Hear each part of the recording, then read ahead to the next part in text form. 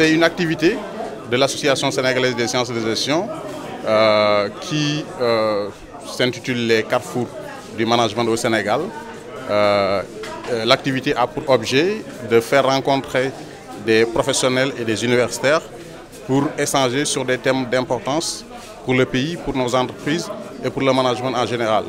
Et le thème de cet après-midi portait sur le lien entre le conseil en management et les universités ou les écoles où on forme les cadres supérieurs. Nous avons posé des questions de fond qui mériteraient qu'on s'y intéresse, notamment la question de l'indépendance du consultant, la question de la relation entre l'âge du consultant et la crédibilité qu'il peut avoir, à savoir la question de l'expertise du consultant.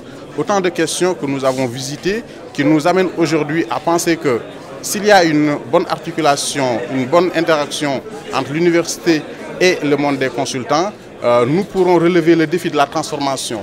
Aujourd'hui, un consultant, c'est quelqu'un qui doit être capable de voir une situation qui pose problème dans une organisation et être capable d'apporter des solutions innovantes, des solutions pouvant aider l'organisation à s'en sortir. Et pour réussir cette mission de transformation, il est important que le consultant utilise des outils et des méthodes qui soient en conformité avec le contexte dans lequel la mission se déroule. Et ce contexte sénégalais, c'est un contexte marqué par une majorité d'unités économiques qui évoluent dans le monde de l'informel. Et c'est aussi des structures qui sont gérées par leurs fondateurs, qui sont seuls à exercer le pouvoir. Ce sont aussi des structures qui ont des difficultés de financement, comme nous avons eu à le montrer. Alors nous avons pensé qu'à l'occasion de ces rencontres, on mettrait ensemble, côte à côte, universitaires et consultants pour discuter de ce qu'ils font, mais pour voir surtout quel impact on pourrait avoir sur les organisations que nous cherchons à transformer et à accompagner. Donc l'idée est de dire que nous sommes dans un pays sous-développé, nous avons des entreprises qui s'installent dans un contexte de concurrence et de compétition ouvert.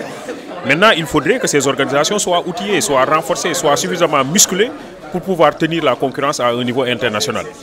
Comment, par exemple, les cordonniers qui sont à Ngaye Mékhé, comment les agriculteurs qui sont en Casamance, qui sont à Kédougou, etc., pourraient-ils être dans une dynamique de concurrence avec de grosses pointures qui sont aux États-Unis, qui sont en Europe, qui sont en Asie de plus en plus. Alors nous pensons qu'aujourd'hui, la réflexion stratégique dans le domaine du management, avec les consultants et avec les universitaires, pourrait permettre d'avoir une ligne d'action et des stratégies efficaces qui pourraient accompagner nos organisations et changer de façon durable notre façon de faire, notre façon de nous comporter, notre façon de produire, notre façon aussi de partager les produits de l'industrie, de l'artisanat, de la pêche, etc.